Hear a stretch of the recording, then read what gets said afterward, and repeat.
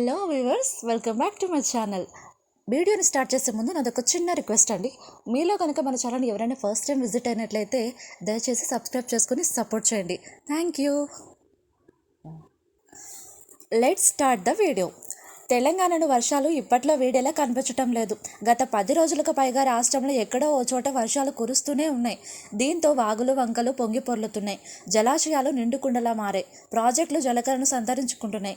అయితే నేడు కూడా రాష్ట్రంలో వర్షాలు కురుస్తాయని హైదరాబాద్ వాతావరణ కేంద్రం అధికారులు తెలిపారు. ఈ మేరకు పలు జిల్లాలకు హెచ్చరికలు జారీ చేశారు.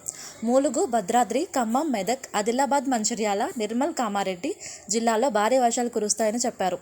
ఈ మేరకు ఆయా జిల్లాలకు ఎల్లో అలర్ట్ జారీ చేశారు. ఇక తెలంగాణ వ్యాప్తంగా మిగిలిన జిల్లాల్లో ఓ మోస్తరు వానలు కురిసే ఛాన్స్ ఉందని చెప్పారు. పశ్చిమ భారత్లో రుతుపవనాలు చాలా యాక్టివ్గా ఉన్నాయని వాతావరణ శాఖ అధికారులు తెలిపారు.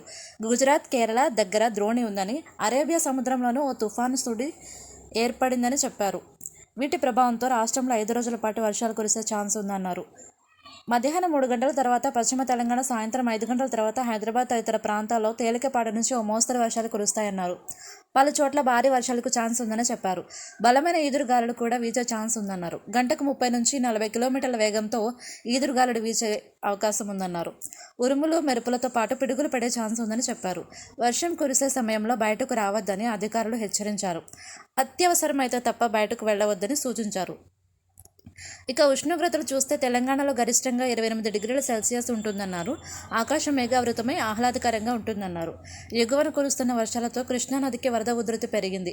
ఈ మేరకు శ్రీశైలం డ్యాం 10 గేట్లు ఎత్తి నీటిని కిందికి వదులుతున్నారు. ఈ ఇన్ఫ్లో ఓ 5 రోజుల పాటు వచ్చేలా ఉందని అధికారులు తెలిపారు. శ్రీశైలం గేట్లు ఎత్తడంతో పర్యాటకులు భారీగా అక్కడకు చేరుకుంటున్నారు.